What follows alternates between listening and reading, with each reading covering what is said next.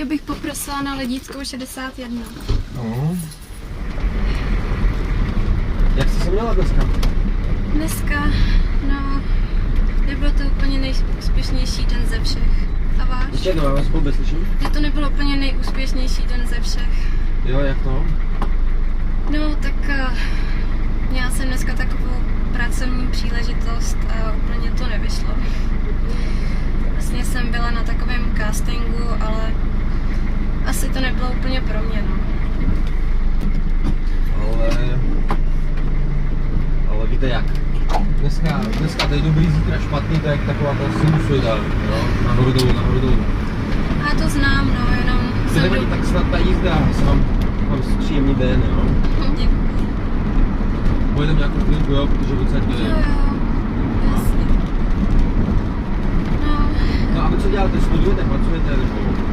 no, studuju teďka, a do toho vlastně jsem si chtěla vydělávat modelingem a dneska jsem byla na takovém vlastně jakoby castingu modelingovým a doufala jsem, že by to mohlo klapnout, ale nebyla jsem úplně asi jako pro ně to nejlepší.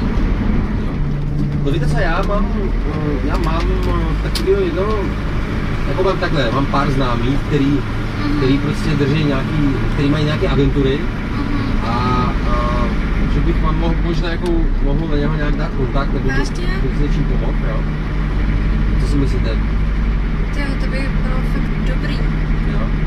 Já můžu klidně, zrovna mám jednoho dobrýho kamaráda, jo? Který má nějakou agenturu a to by vás mohlo zajímat, no? Jo, a co bych... Já zkusím rovnou tak zavolat, jako máme spoustu času, tak...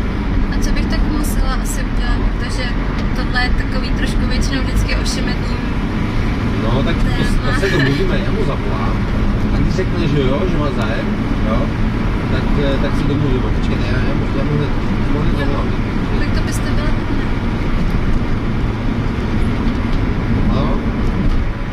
Petře? Nazdar. Prosím tě, ty jsi v agentuře, tak já si to nechal zeptat.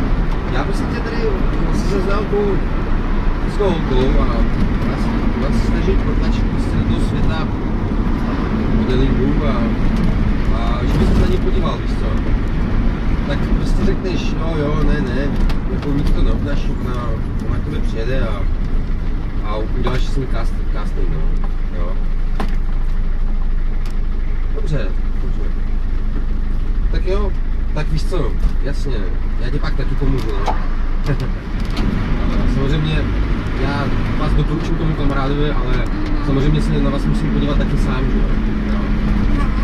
A jelikož moc času jako nemáme, Tak to by asi šlo. jo, musíte